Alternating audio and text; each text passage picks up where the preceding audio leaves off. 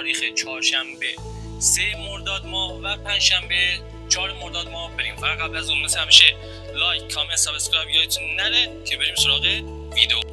خب کارت ها رو با هم دیگه میچینیم. کارت اول براکت هستش که پیدا میکنیم، واسه من اینجاست، میذاریم سر جاش. کارت دوم نرو هستش، واسه من کجاست؟ اینجاست. کارت سوم مومنت هستش، سر جاش. کارت چهارم دیزی هستش، اینجا. کارت پنجم بریس هستش، میذاریم سر جاش. کارت ششم کمپانی هستش، میذاریم سر جاش. کارت هفتم اکزیت هستش، میذاریم سر جاش. این کمپانی رو 6 باشه بچه‌ها، من رو 8 گذاشتم.